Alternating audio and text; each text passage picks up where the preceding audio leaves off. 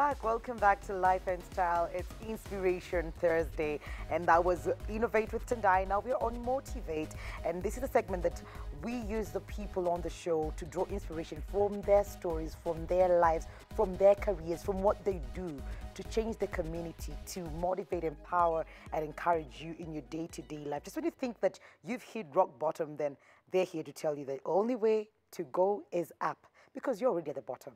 So where else to go than up? Welcome to the show, Mutunga Mutua. Thank you so I much. am Wikali Mutua. How about that? Awesome. Awesome. Great to have you. Thank you so much. And you're doing an amazing job for the community. Thank you so much. And for so many people that we've had sit on that particular chair, and to know that there's someone who's doing that. I'm sure everyone thinks I'm talking gibberish, but we're going to be unveiling this thing soon. Yes, So yes. maybe introduce yourself, give us a bit of background and what you do. Awesome. So I am special needs education consultant, also a special needs education teacher. I got interested in things to do with special needs while I was still in primary school. How so? Interesting. Yeah, because I used to see children who are really struggling to understand and learn very simple concepts in various subjects. It was not so good seeing especially some of my closest friends dropping from school just because one is not really able to cope with the demands of the primary school curriculum.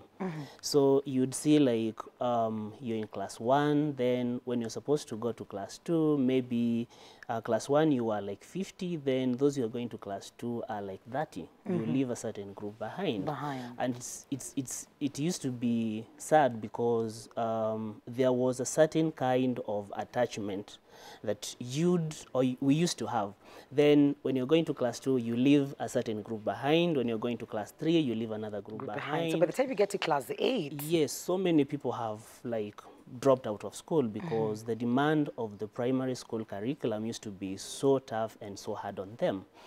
So I used to think something needs to be done, because you could see teachers also struggling to help these kids who used to have such kind of issues. So when I finished my Form 4, I don't know if I should say I was lucky or what, but I worked in a certain primary school as a BOG teacher. And in this school now, I was able now to understand the world of this child who does not really learn as fast yeah, as the typically developing child.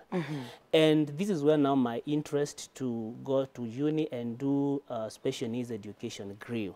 Because in that school, a friend of mine who was teaching there and myself came up with a certain program where we'd have these children remain behind after school, and then we used to like give them something like a remedial or some remedials so that we can see if they can cover what they are not able to cover during class time. And I worked there for like a year. Then I went to uni, and I can say when I was going to uni, I was not going to do special education. I was going to do some other course, creative and performing arts. So the first thing that I did when I joined college was to switch. And I'm so happy the switch was successful, and I began my journey with people with special needs, or people with disabilities, as we call them here in Kenya. All right. It's very, very interesting, because growing up, I remember when I joined class 4, I went to a boarding school. And I found someone who was 14 years old at class 4. And we didn't understand then. All the teachers made you think or look at them in the CHOP. They don't get it. You're better than them. But in real sense, they are special needs. They have special needs that need to be taken care of. But until we grew up, that's when I understood that probably even like the teachers didn't understand them as well. So having you come out and go back to the same setup and look at things differently and decide to do something about it is very, very, very interesting. And like I said at the beginning of the show, we've had people with special abilities and people with special needs on this particular show seated right there, seeing that most of the times they're pushed to do vocational things. They're told you do beadwork, do carpentry because ya kusoma ili kushinda, but not knowing that there's some things that can be done. Yes. Or in a certain pace to make them understand. Okay, keep going. So I get what you're saying, because the problem again comes back to our education system. Having gone through the system, you can see some things that really need to be changed, because we have an education system that is all about good grades. Once kids close schools and they are coming home, the first question that the parents are asking is, what number were you? What position were you? Okay. It's like it simplifies education as being going to school for cognitive stimulation or going to school for just intellectual work. And now this child who, or these students or these learners who have learning difficulties or any other conditions that hamper learning will find it so difficult to excel in such kind of a situation. It's like what we say, asking a fish to swim, I mean to fly. You see, this person's talents might not necessarily be in books. This person might be having talents in so many other areas. Maybe they have talents in drama, maybe they have, they are athletes, maybe they are gifted in another area, not just academics. So it becomes quite frustrating, not only for the learners, but also for the teachers, because the curriculum is not flexible. If the curriculum was flexible, then it would be so much easier for this learner who is not getting it in class to be directed towards other areas which they can excel in. You know, we've had a lot of people who don't really make it in class, but they end up being so successful if they're exposed to a curriculum that's flexible and a curriculum that can allow them to focus on their areas of strength. But now here we are, we have children going to school and all of them have to get the same content. And this content has to be delivered through the same means. And you have a child here who should be learning differently, you see. So these are some of the things that we are having. These are some of the issues that we are addressing. What do you do, or what are we supposed to do with this learner who cannot see it, listen to the teacher giving instruction, understand, and at the end of the term, take a test? Great. And you're actually doing something about it, because you have a school, and before you started the school, you're already doing something with other schools that they're called mixed schools. Yes. You've been doing something with them to just create, you know, that awareness and even create an environment where they're able to be accommodated. Maybe you can just tell us about that. So, like 3 years ago, I realized one of the things that needed to be done was, you know, we have this concept in education called inclusion. Inclusion is the idea or a concept that says when you have a learner in class who has learning difficulties, make sure that you don't pull them out. Make sure as a teacher that they learn with the rest of the children, at the same time sharing the same resources. But you see, inclusion can't just work, it has to be made to work. So the idea of giving support to regular schools came out of this thing of inclusion, because when you have a group of 50 children in a class, then you have about 5 children who are struggling, you realize that the teacher in that class will tend to flow at the pace of these other learners who don't have issues. If it's questions, the questions are directed to the first learners, because that's easy for the teacher. It's very easy for the teacher. At the end of the day, you find this learner is not really included Yeah. At the end of the day, you find when it comes to taking assignments, this child goes home, he's struggling with assignments, his life becomes hard for them. And they get to a point where they're like, school is not interesting anymore, school is not fun anymore. You see, so that's why myself and other professionals in the same area, we decided to be extending such services to what we call regular schools.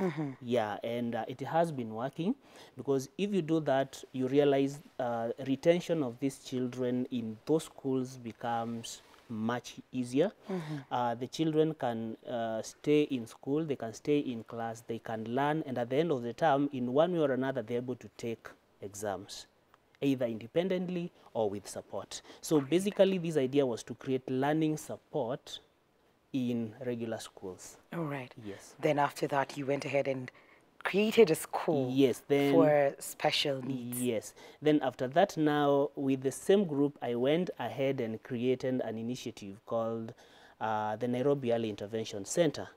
So the aim of creating this center was like to demystify provision of special needs education in the city and by extension in the country, because you find provision of special needs education is so expensive. It's very, very expensive.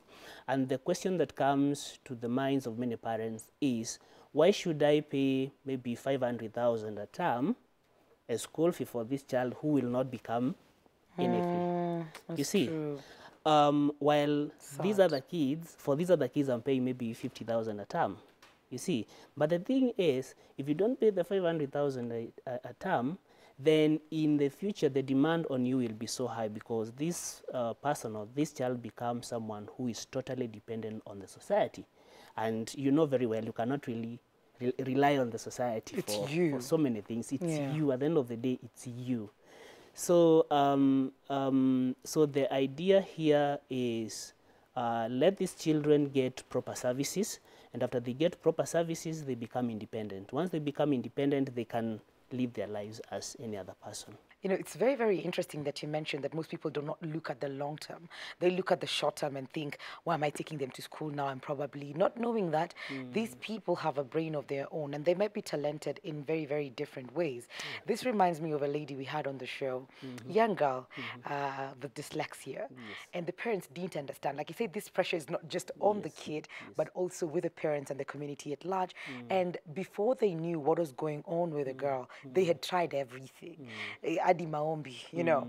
But when they realized this is a condition that can actually be managed, changed schools, went to a school that favored her and supported her in her other talents. She's an amazing guitar player, piano player, tennis player, and even when you go back to the books and classwork, the grades started going up because now she didn't feel the pressure. Of now the world is looking at me, oh, well, I'm not getting it as fast as everyone else. But when you start working with the pace of this particular student, this particular person, then it actually becomes better. So do you look at the Nairobi Early Intervention Center? Is that, do you accommodate all kids with special needs, or is it a particular kind? So at the Nairobi Early Intervention Center, we accommodate kids with different special needs. Okay. We have kids with autism, we have kids with Down syndrome, we have kids with cerebral palsy, we have kids with learning difficulties and other areas or other types of special needs. We do that because we also understand that for us to make impact, we have to invest in proper qualified staff. So we make sure in our recruitment, we bring on board people who have experience maybe in autism, so that they can take care of the kids with autism. We bring on board people with experience in learning difficulties, so that they can take care of kids with learning issues. We bring people from other fields, because you understand, or as we know, the work of educating a child with autism cannot be left to teachers alone. You have to have occupational therapists. You have to have people like physiotherapists. You have to have behavior analysts. So many people. So what we do is we open our doors to kids with diverse or with different special needs, because we have the experts to work with them. Great. Yeah. Physiotherapy, Yes.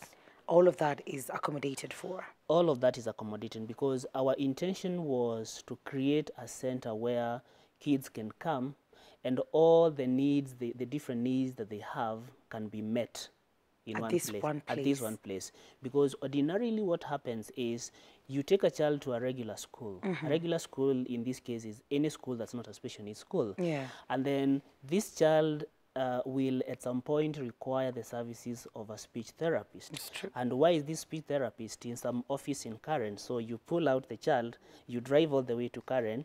By the time you're coming back, maybe you're in Parklands, school is school is done. Yeah. Now you go home.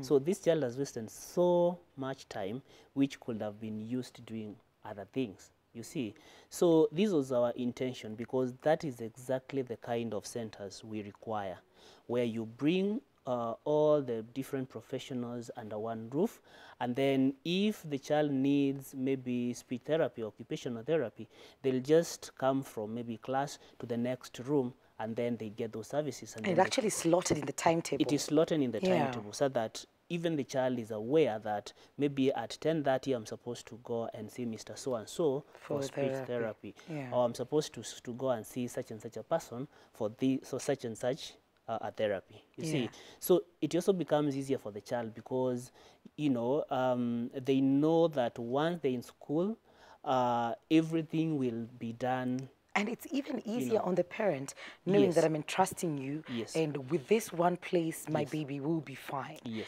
And it's true. You will find, like, for you to go to a speech therapist, probably there's a queue, there's a line, Yes. they're missing out in school. Yes. So even the amount of time you waste in traffic Yes. and the amount of education or knowledge they miss out in school is also, you know, really, Yes. really a lot. Exactly. Which is very, very important. So where are you located, and is it convenient? Is it like a boarding school? And how do you go about it? So we are located in Lavington along Amboseli Road, just opposite or right opposite Feeder. Okay. So what we did was initially we just used to have what we call the early intervention program. So early intervention program is program for the very young children, not that young, maybe from 3 years, who have been identified as having special needs early. Okay. But now, with time, we've gotten to a point where we've realized that there are parents, maybe from Eldoret or Kisumu or Mombasa, Yeah. who would like to access our services, but they can't because we don't have a boarding facility. So, starting May, we shall have a boarding facility. So Great. this means we'll now be in a position to serve more people, you know, because with a day facility, it's only parents who are within Nairobi who can actually who handle can it. actually And handle even able to commute every day. exactly. Yeah. Yeah. So starting May, we are going to have a boarding facility. That is very, very interesting, and you will be standing right at the gap where you're needed, because I have a few friends who have babies with special needs, Yes. and you see the struggle, even taking them to school, picking them up, not even talking about, and you know, like with a CP baby who is not able to walk by themselves, that means carrying them around or pushing a wheelchair to whatever facility you need to take them to. Yes, yes. But if you create this place where they can live and get all these things Yes. at one place, it will be really, really interesting, and also get education Yes. at the same time. So apart from what they learn in class, are there other things that are done outside that, see, the way in a regular school you'll have physical exercise, you'll have excursions, you'll have trips. Is that something that you also inculcate in your curriculum? Yes, we do. We always make sure that the curriculum we have is so flexible. Yes, we know that these children need to have an education. That's one. True. But they need more than just education, because in some cases you're talking about a child who cannot sit in class for 5 minutes. So what kind of an education are you going to give this child who is struggling to settle down in class? So they need more than just academics. So what we do is, like I said, we make sure that in the daily routine or in the daily schedule of this child, he has time to go and be equipped with the skills he or she is lacking. You see, and this now happens in the therapy rooms. Apart from that, you know, we also make sure that these kids are equipped with what we call activities of daily living or daily living skills. In some cases, you're talking about children who are struggling to even feed themselves. Someone is like 5 years and they are having issues like holding the spoon. In other cases, we are talking about a child who cannot baton, who cannot dress themselves. So the curriculum is in such a way that it accommodates all those things, you see, because a good curriculum for kids with disabilities or with special needs has to first address the area of need, then address the academic needs of the child. Interesting, which is what our education system at the moment is not doing. Because for them, it's, well, for that system, it's education first, then we'll focus on, do you like to sing? Or would you like to dance? Or would you like to do anything? And it's very, very interesting because we've also had a baby on the show who's autistic, and he could not be on the on that seat for long. Like, he just walked out on set and just went, which is very, very interesting to find things for them to do that are not keeping them in one place for long, because most of them will not be able to do that. And let's talk money, because I'm sure that is something else that our audiences will probably be interested to know. Money, and is there an age limit to this? When you talk about early intervention, does it mean just the young ones, or is it possible for a 20-something-year-old to be admitted at your school? Well, maybe I'll talk about the age first. Okay. So at the Nairobi Early Intervention Center, we accommodate kids who are as young as 3 years. So we start from 3 years all the way to 18 years. Okay.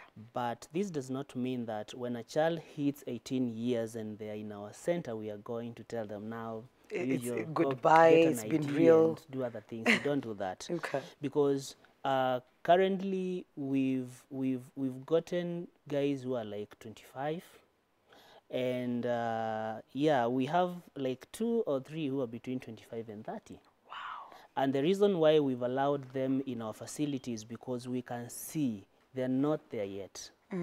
We can see they need what we have, and as long as we have what they need, then I don't see the reason why we should not have them in our facility. So just to encourage a parent who has a child who is like in their 20s and they need special needs education services or therapy services, at our center we offer that. Now, when it comes to cost, well, what we normally do is we always encourage parents to come first. Okay. We have what is written on paper, like this is what we charge for each and every service, but we also allow parents to tell us their side of the story. Maybe you cannot afford this, but what can you afford? You see, because we don't gain anything if we tell a parent that because you cannot give what we've asked, go home. You know, we don't get anything. True. We don't gain in any particular way. So when it comes to the cost, we always ask parents to come. We tell them what we charge, but we also allow them to give us their side of the story. And listen to them. And listen to so them. it's open to negotiation, It's but open, first yes. it needs to be, I like the personal touch, Yes. where they need to come to you and you assess the situation, and then from there you know a way forward. Yes. So it's pretty new. The Nairobi Early Intervention Center is pretty new, and I'm happy that you're going to put our boarding. I don't know what sort of happened to the parents, because I'm sure some of them are pretty attached to their babies. So it's going to be very, very difficult to leave a 3-year-old there. But then that means it's also open to visitation at whatever time. It's not like a regular boarding school where you're given one Saturday in 3 months. So this is open for them to come visit as well? Exactly. This is open for them to come and visit. For us, every weekend will be like a time when parents can come. Whoever wants to come, pick their child and spend a weekend with them and bring them back maybe on Sunday or very early on Monday, that's still allowed. That's still allowed. That's still allowed. Okay. Yeah, so for the issue of attachment, yes, I know you know, there's going to be that aspect. But again, Yeah. at the end of the day, you realize as long as this child is being made a better person, Yes. that supersedes now Everything else. everything else. I mean, after all, I went to boarding school at class 4. Yeah. It's okay. So again, as we come to the end of the show, probably you can give us the location and probably telephone numbers. Are you on social media as well? How can people get in touch with you? Yes, so the location again is we're in Lavington, along Amboseli Road, sorry. It's okay. Right opposite feeder. Okay. Right opposite feeder. Our telephone number is 0722 987 077. Just say that again. 0722 987 077. That's our telephone number. Great. Then on social media, we're on Facebook. If you search the Nairobi Early Intervention Center, you'll find us on Facebook. All right. Yeah. Website perhaps to look out for? We are developing one. Okay, Yeah. no problem. Yeah. Work in progress. Yeah, work in Thank you progress. so much for coming on to the show. Yeah. And probably your final word of advice to all the parents out there who have, you know, babies with special needs and are looking for help or had probably given up. What would you say to them probably into that camera? Okay, so for parents of children who have learning difficulties or autism or any other kind of condition which is hampering their learning, what I can say is in the area of service provision, we know and we acknowledge that we are not there yet, but we are doing much better. We're in a much better position than we were like 5 years ago. There is information. There are centers which are coming up every day. And what I can ask parents to do is once you do early detection, once you detect that your child is struggling in certain areas, the best thing to do is not to wait and see what will happen or to sit and hope. Yeah. As you hope, go out and look for services, because when you look for services early, what we call early intervention, the chances that this child will recover are much higher than when you start looking for the services when the child is like 10. So for parents, it's very important, early detection and early intervention. Intervention. Yes. Thank you so much for coming on to the show, Mutunga Mutua. Thank you for having me. All right. Yeah. So this has been Motivate. I hope you learned something. You know where to go, where you know there's help available for you. Information is available for you. Technology is there for you. And there are actually people who are going to be working with you in this journey. So all hope is not lost. And just because they have special needs, it's not the end of the world for them. So go out there, get help. Early detection and early intervention is the two keywords that we've been given today. We're taking a very short commercial break from Motivate Inspiration Thursday. When we come back, we've got Catherine Mwangi on Books and Blogs and Restaurant of the Week.